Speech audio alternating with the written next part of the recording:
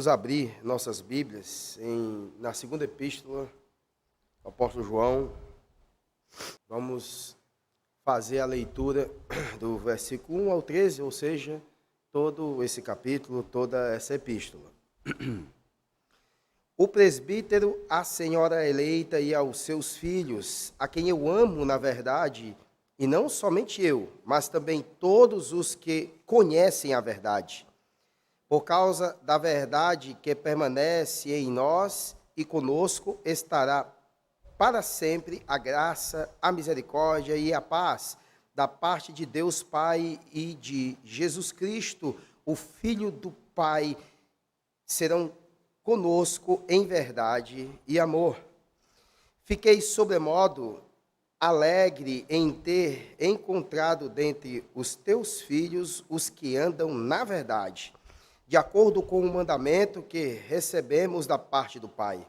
Agora, Senhora, peço-te, não como se escrevesse mandamento novo, senão o que tivemos desde o princípio, que nos amemos uns aos outros.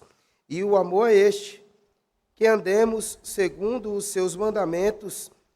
Este mandamento, como ouviste desde o princípio, é que andeis nesse amor, porque muitos enganadores têm saído pelo mundo afora, os quais não confessam Jesus Cristo vindo em carne. Assim é o enganador e o anticristo. Acautelai-vos para não perderdes aquilo que temos realizado com esforço, mas para receberdes completo galardão. Todo aquele que ultrapassa a doutrina de Cristo e nela não permanece, não tem Deus. O que permanece na doutrina, esse tem tanto o Pai como o Filho. E se alguém vem ter convosco e não traz esta doutrina, não recebais em casa, nem lhe deis as boas-vindas, porquanto aquele que lhe dá boas-vindas faz-se cúmplice das suas obras más. Ainda tinha muitas coisas que vos escrever. Não quis fazê-lo com papel e tinta, pois espero ir ter convosco e conversaremos de viva voz, para que a nossa alegria seja completa. Os filhos da tua irmã eleita te saúdam.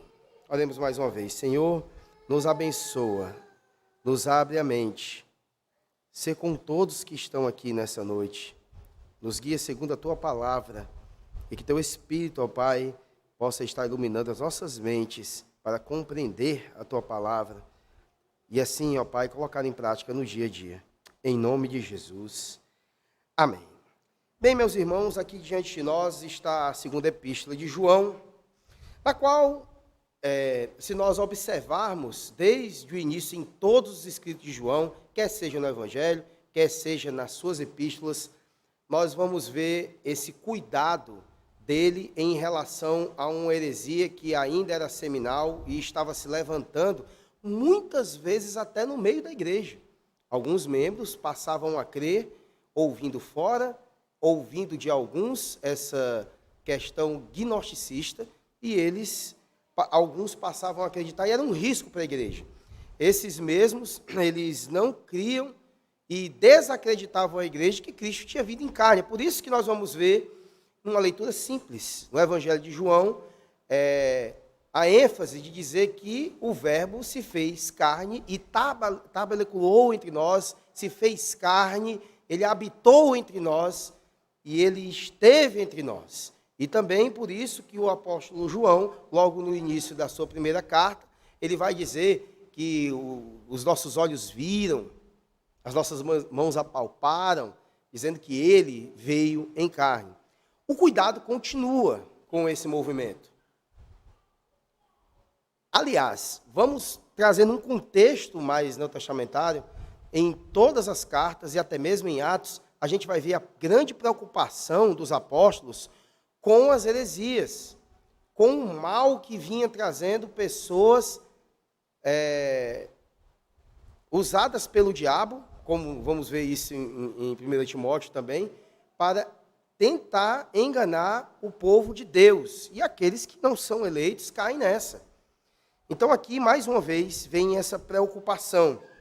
Hoje nós vamos ver do 7 até o 12, especificamente, não esquecendo de tudo o que se foi dito aqui nessa carta. Em primeiro lugar, nós vamos ver aqui, no versículo 1, o apóstolo João, e se denominando presbítero, assim como Pedro o fez.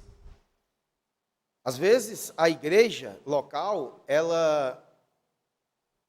algumas igrejas, não é o caso da nossa igreja Pressão Betel, que ela tem respeitado bastante os presbíteros, a autoridade dos presbíteros, mas os apóstolos se chamam de tal, presbítero.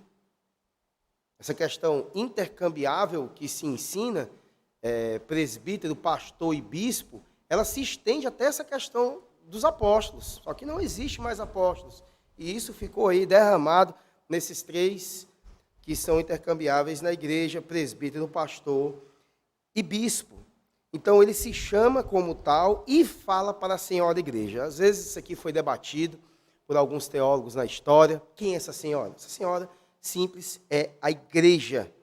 A igreja é tratada como senhora aqui pelo fato dela ser madura, e a igreja sendo madura, experiente, conhecedora da palavra, sendo doutrinadora, capaz de ensinar, capaz de defender a sua fé, agindo apologeticamente, ela sim pode gerar filhos. E foi o que essa igreja fez. Faço minhas palavras de Russell Shedd, quando esteve certa vez aqui em Fortaleza. Não é possível imaginar uma criança, né, a Tonton e a Gigi, por exemplo, tendo filhos. Só na maturidade conseguirão ter isso. Então, a igreja, se ela não tem maturidade da palavra, conhecimento da palavra, não pode gerar filhos. Ela não pode gerar igreja. Então, aqui vem essa lógica também do apóstolo João estar falando dessa maneira. Depois, é interessante ver a questão que ele fala do versículo 4, que ele diz que ficou sobremodo alegre e ter encontrado dentre teus filhos, ou seja, mesmo na totalidade da igreja, dentre teus filhos. Vamos entender que não todos são excepcionalmente maduros e experientes na palavra. Em uma igreja, infelizmente, mesmo de eleitos, nós vamos ter pessoas que são menos interessadas na palavra ou simplesmente por uma idade avançada e um nível de compreensão não tão grande, ela não ter essa capacidade de absorção fácil e também de ensino. E aqui acontece o mesmo, porque dentre os teus filhos, os que andam na verdade, de acordo com o mandamento que recebemos da parte do Pai, ou seja, da mesma forma que o apóstolo e os apóstolos receberam e doutrinaram, assim eles permanecem. Ou seja, não era necessário correções doutrinárias naquele momento, a não ser uma melhora de aprofundamento naquilo que eles já tinham adquirido. Ou seja, uma característica também muito grande da igreja, que é madura, é que seus filhos, eles são inteirados daquilo que são entregues, mas é a verdade, sem alterações. E isso é muito cobrado no Novo Testamento por parte dos apóstolos. Então, o mandamento, como ele diz no versículo 5, não é novo. Senão aquele que teve desde o princípio, não houve mudança. Hoje, nos nossos dias, existe uma tentativa de incrementação doutrinária, uma adaptação, uma mistura, uma verdadeira coxa de retalhos que algumas igrejas têm pregado e alguns homens, numa tentativa de aprofundamento, pensam que descobriram a roda e querem ensinar alguma coisa mais incrementada em relação à palavra de Deus e à palavra que foi entregue de uma vez por todas, a doutrina que foi entregue à igreja, e assim deve-se permanecer. Aí nós vamos para o versículo 7, né? E a partir daqui, o apóstolo João, nessa segunda carta, do versículo 7 ao 11, ele fala acerca de 3 perigos que a igreja enfrenta em relação a falsos mestres e enganadores. Eles enganam, eles são como lobos, espreitam as ovelhas de Cristo. Assim eles fazem, assim eles caminham, assim as suas obras. Falsos mestres sempre existiram. Não é uma coisa que vai parar e vai cessar um dia na história da igreja sequer. Sempre existirão os opositores. Inclusive, algumas heresias se levantaram nesse mundo, como até providência de Deus, para que surgissem algumas coisas que eram necessárias. Por exemplo, o cânon da Escritura, nosso que nós temos, foi surgir depois de cânones totalmente equivocados e heréticos, que inclusive tentaram tirar várias vezes Hebreus, mas uma das maiores vítimas foi o Evangelho de João, os escritos de João. Por exemplo, os arianos, que hoje, no seu travestimento novo, são os testemunhos de Jeová, eles tentaram desacreditar o povo de que aquele evangelho prestava para alguma coisa. Mas se você lê o Evangelho de João, ele vai contra a doutrina dos arianos, ele vai contra a doutrina dos testemunhos de Jeová, que inclusive eles inventam uma balela aí, pegando um manuscrito diário, alterado, que isso é um crime, isso é algo terrível, que é praticado contra a Escritura, para validá-lo, porque dá razão à doutrina deles. Então quiseram sempre destruir a Escritura, então essas tentativas fez com que a igreja firmasse um cânon. A doutrina da Trindade também só surgiu por causa de Ario também com a sua heresia. E outras mais doutrinas surgiram porque houve tentativas antes de destruir a doutrina verdadeira que nos foi entregue. Esses enganadores, eles negam, por exemplo, as verdades essenciais da fé cristã. Esses aqui que o apóstolo João está combatendo. Uma encarnação de Cristo. Sua morte vicária na cruz. E aqui, ele vai declarar que eles têm o mesmo espírito do anticristo. Ou seja, preparando o caminho do anticristo. Esses lobos, nem sempre, meus irmãos, colocam as suas garras, suas unhas para fora.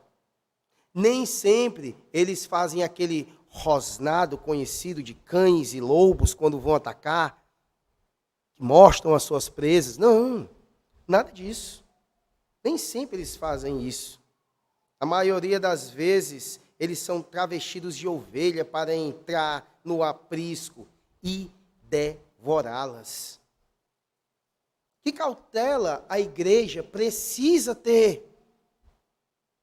Como a igreja deve reagir nesses momentos? Quais os perigos que precisamos evitar para não sermos atacados por tal alcateia de lobos? Como se fala aqui que eles nunca mostram as suas garras, as suas presas, nos faz lembrar até algumas pessoas desses. Vou citar um apenas aqui. George Fox, o fundador e mentor e cabeça do movimento Quakers, traduzido Treme Treme. Ele era o homem de moral mais elevada. Hoje vocês sabem que, às vezes, ser crente, ou às vezes até pastor, é sinônimo de ser trambiqueiro. Em alguns casos, né? Naquela época era do mesmo jeito. Ele não tinha uma falha moral sequer. Mas o que ele ensinava, o que ele praticava na igreja, o modelo de culto que era ali feito, era algo verdadeiro diante das Escrituras? Nunca foi. Então, se apresentam sempre como pessoas maravilhosas, às vezes muito mansas, parecidas assim com esse pessoal do movimento espírita, parecido com uma espécie de Chico Xavier da vida, que falta não pisar no chão. É um perigo. Cuidado. Esses doutrinam, inclusive, em lares. Aliás, nossa igreja foi vítima disso. Eu vi de perto pessoas colocarem um negócio, colocar uma pessoa nesse negócio e essa pessoa todo dia doutrinar uma família, que causou um grande alvoroço em uma congregação nossa. Foi ensinado de perto. A gente vai ver aqui algumas questões aqui de doutrinação que é importante para a igreja por parte de pastores e presbíteros, mas vamos continuar aqui. Então, o primeiro perigo que a igreja corre, a gente tem que tomar muito cuidado, é o perigo de tornar atrás. Versículo 8, vamos ler o 7 e 8, né? O 7 e 8 diz o seguinte: porque muitos enganadores têm saído pelo mundo afora, os quais não confessam Jesus Cristo vindo em carne. Assim é o enganador e o anticristo. Acautelai-vos, para não perderdes aquilo que temos realizado com esforço, mas para receberdes completo galardão. Essa parte, saído pelo mundo afora, é interessante, nos faz entender, diante do contexto de 1ª, 2ª, 3ª João, que eles saíram da própria igreja. O versículo de número 19, do capítulo 2 de 1 João, diz o seguinte: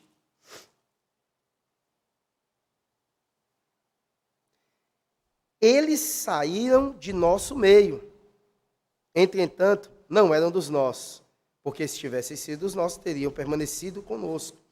Todavia, eles se foram para que ficasse manifesto que nenhum deles é dos nossos. Eles saíram do nosso meio. A declaração essa que temos aqui nesse momento.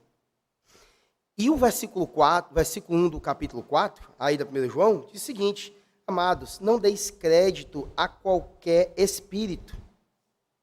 Antes, provai os espíritos se procedem de Deus, porque muitos falsos profetas têm saído pelo mundo.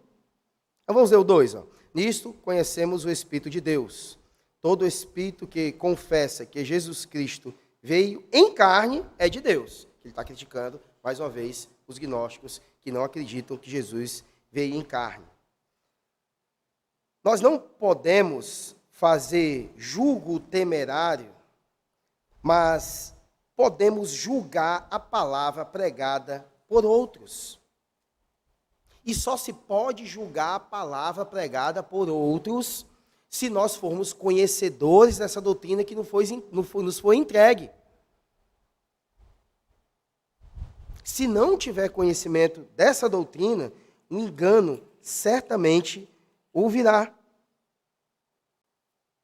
Então, João aqui, desse ponto, e o primeiro ponto, o perigo de não tornar atrás, João alerta aos crentes para ficarem atentos a fim de não retrocederem e não perderem aquilo que foi realizado com esforço pelos verdadeiros obreiros de Deus.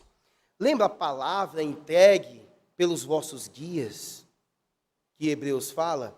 Aqui é apenas uma linguagem diferente, em termos de palavra, em termos de redação, mas o sentido é o mesmo. Permanecer na doutrina que foi entregue, não haver mudança, não acontecer mudança brusca. Não pode haver esse retrocesso. Ele fala, nós usamos essa linguagem até de retrocesso, porque seria voltar à crença vigente e seminal que era vivida antes da conversão. A crença no gnosticismo e outras Coisas também terríveis que já começavam a surgir naquele tempo, ou simplesmente já eram existentes. Simplesmente isso. Quem retrocede na fé, quem escuta a voz dos falsos mestres, e quem se afasta da igreja do Deus vivo para dar ouvidos às heresias perniciosas dos falsos profetas e mestres,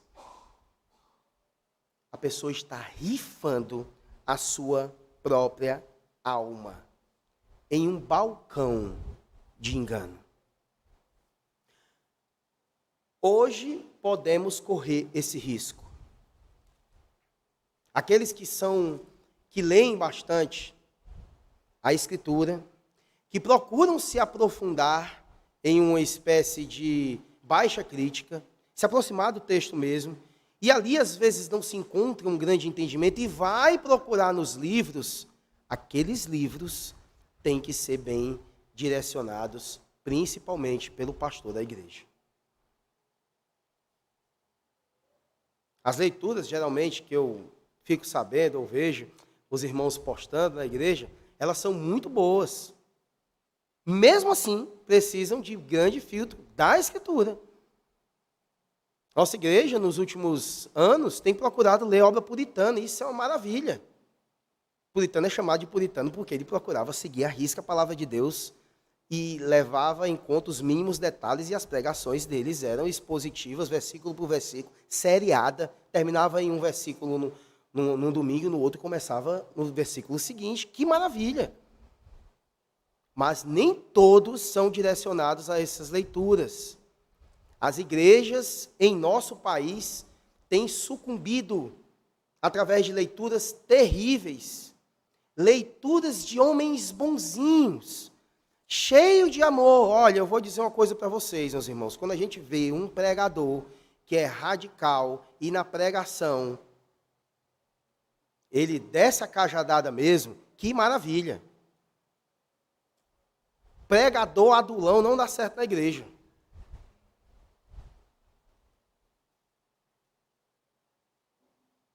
Dói, né? Muitas vezes quando o pregador ele fala de algo que é uma prática terrível contra nós. Mas tem que ser assim. O pregador não deve adular a igreja. Ele deve doutrinar a igreja.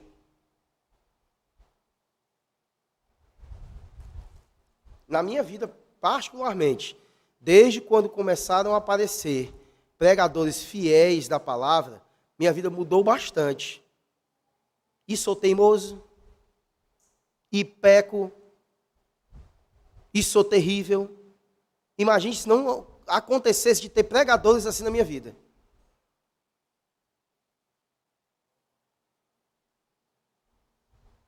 Eles vêm com voz de simpáticos, suaves, atraentes, bons comunicadores. Parecem sempre estar na frente, trazendo revelações, novas especulações. Quantos, até do nosso meio chamado reformado, trazem grandes polêmicas desnecessárias e acham que descobriram a roda. Porque quando você volta atrás, nos escritos do passado, vai ter alguém que escreveu sobre aquilo, pensando ele que engana alguém. Porque são, muitas vezes, exatamente enganadores.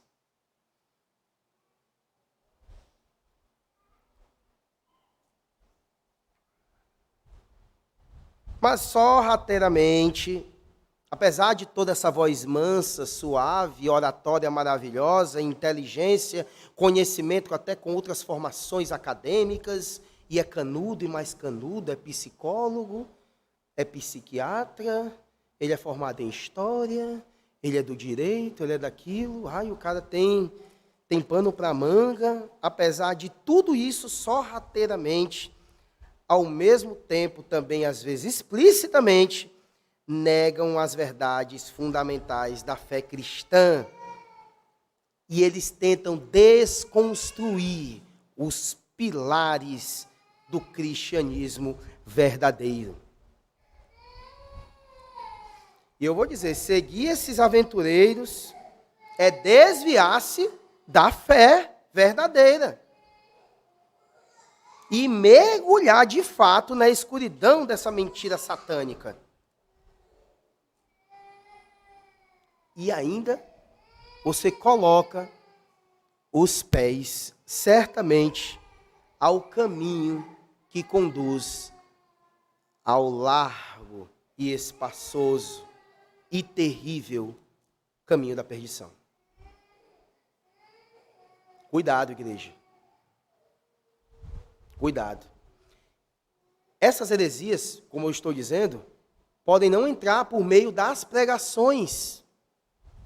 Pastor Aldenor, Alex, eu mesmo, pode até não entrar por meio disso.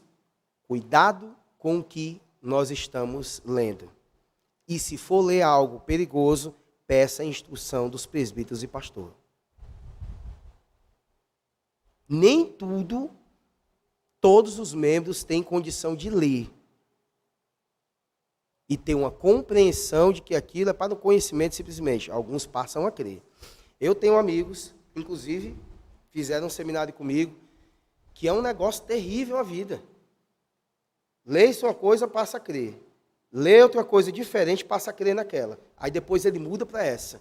E fica transitando entre puritanismo, entre uma fé mais neo-ortodoxa, e daí só não chega na teologia liberal. Aí, de repente, se torna continuista, de repente, aberto porém cauteloso, de repente, cessacionista, e ficam surfando em várias coisas. Porque o livro, o autor daquele livro foi muito convincente.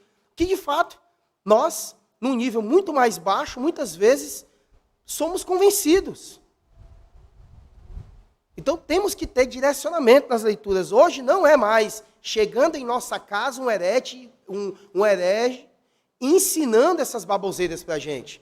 Elas vêm através de livros, vídeos, debates e pregações de internet. Cuidado, meus irmãos.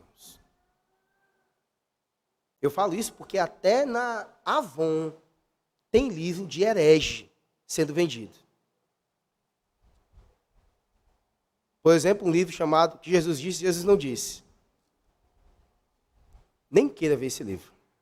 Aliás, quem é crente nas primeiras palavras já rasga ele. Então, vamos tomar cuidado com esses que chegam sorrateiramente na igreja dessa forma. Outra coisa, o segundo perigo, é o perigo de ir além. Versículo número 9. Ele declara o seguinte: todo aquele que ultrapassa a doutrina de Cristo e nela não permanece, não tem Deus.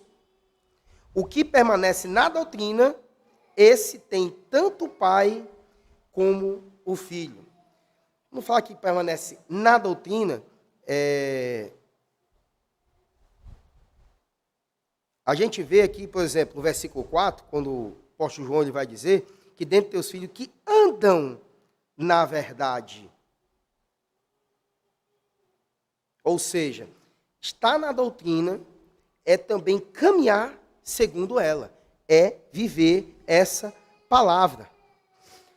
Os falsos mestres sempre ficam aquém das Escrituras, ou vão além delas. Ou seja, eles querem, se possível, rasgar uma página da Escritura, ou simplesmente eles querem fazer uma interpretação que vai além dessa compreensão. Não podemos ultrapassar além do que está escrito. Eles ultrapassam a doutrina de Cristo. Não tem a palavra de Deus como única regra de fé e prática. É como alguma adição que alguém quer colocar, adicionando questões de psicologia à palavra de Deus, ou outro tipo de ciência a ela. Ele está ultrapassando os limites escriturísticos.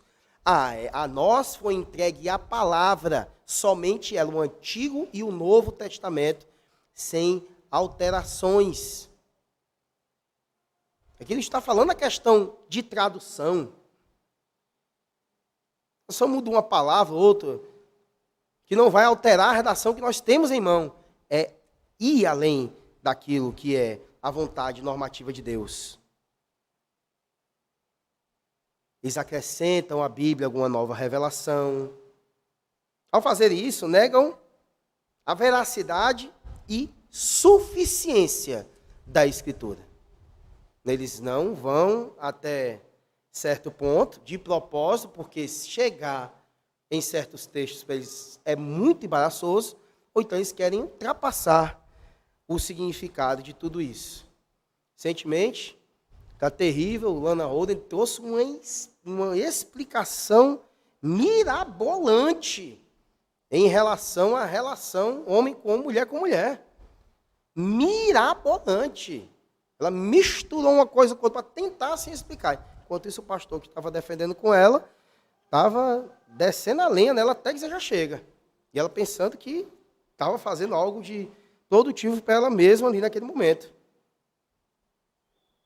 Eles negam a salvação pela graça, introduzem mentiras perniciosas, fazendo-as passar pela última verdade a que todos os homens devem se render.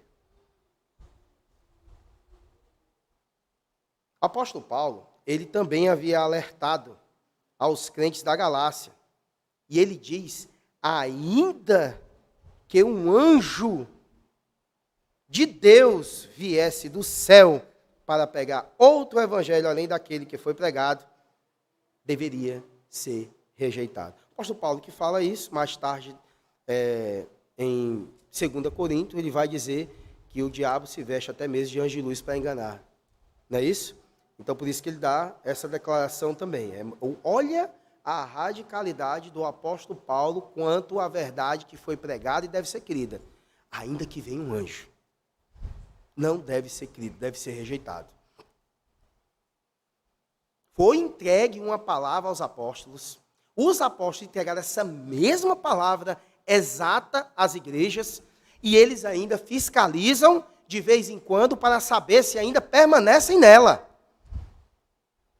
E se há uma distorção que entrou na mente dos irmãos, eles vão ter com os irmãos e ensinar. E a gente vai chegar nesse negócio de ter com os irmãos, né? Então o apóstolo Paulo também faz esse alerta. Porque só é um evangelho. Só é uma mensagem salvadora. Buscar outros caminhos, outras fontes, outras revelações, é cair num abismo trevoso. Como já foi dito aqui, é desviar-se de fato da verdade. É apostatar da fé. Fato isso. Outro perigo é o perigo de ir junto. Versículo 10 e 11. Se alguém vem ter convosco e não traz esta doutrina, não recebais em casa, nem lhe deis as boas-vindas. Porquanto aquele que lhes dá as boas-vindas faz-se cúmplice das suas obras más. O apóstolo João é enfático em dizer que não podemos receber em nossa casa aqueles que trazem em sua bagagem a falsa doutrina. Aqueles que negam nosso grande Deus e Salvador Jesus Cristo como nosso único e suficiente Salvador e Senhor, não devem ser recebidos. Não podemos dar boas-vindas a esses lobos travestidos de ovelhas. Pois fazer isso é tornar-se cúmplice. É ir junto. Não precisa o sujeito lhe convencer e você fazer uma caminhada evangelística nos mesmos moldes. Basta você crer na distorção que foi feita na sua mente. Já seria caminhar juntos. Já seria ir juntos. Os falsos mestres, meus irmãos, eles são incansáveis em sua jornada de morte, viu? Eles são itinerantes, batem de porta em porta e buscam sempre oportunidades para enredar alguém com sua astúcia. A única forma de mantermos esses lobos fora do aprisco, longe das ovelhas e distante da nossa casa, é firmarmos-nos mais e mais na verdade, na palavra, na leitura, no empenho da compreensão daquilo que é verdade única em todo o universo, a palavra de Deus, que o Senhor nos deixou e protegeu e não deixou que ela fosse destruída em toda a história.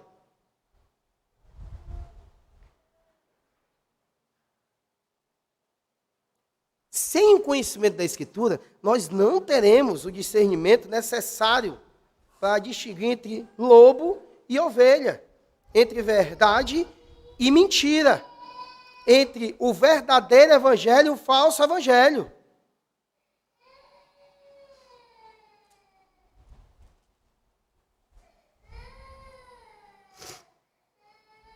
Nesse tempo em que a sociedade organizada, por meio de suas mais respeitadas instituições, conspiram contra os valores espirituais e morais que devem reger a família, por exemplo, nós devemos ser firmes. Porque alguns que se dizem evangélicos, gospel, têm cedido a essas coisas terríveis.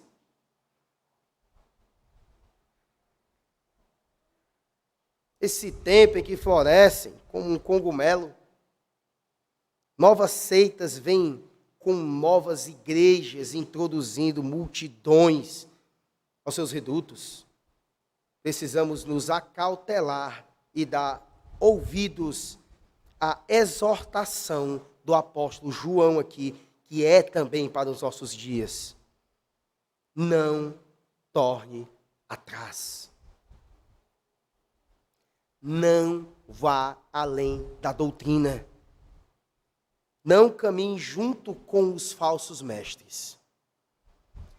Agora, existe uma maneira que essa doutrinação se torna eficiente. O apóstolo João, no final aqui, ele diz uma coisa muito interessante. Olha aqui, do 12 ao 11. Do 12 ao 13, quer dizer. Diz, ainda tinha muitas coisas que vos escrever. Isso é característica de João. Lembra no final lá do Evangelho de João, que ele diz, ainda tinha muitas coisas que escrever, mas se fosse para escrever, nem um livro inteiro, né, das obras de Cristo daria no mundo. É o estilo dele falar isso aqui. Não quis fazê-lo com papel e tinta, pois espero ir ter convosco e conversaremos de viva voz, para que a nossa alegria seja completa. Os filhos da tua irmã eleita te saúdam. Meus irmãos, a proximidade entre pastor e ovelha, presbítero e igreja, entre os irmãos, é a melhor maneira de acontecer uma perfeita doutrinação. Quer a ideia disso aqui? Por que acontecem e deveriam acontecer as devocionais baseadas na pregação do final de semana, do domingo, do dia do Senhor?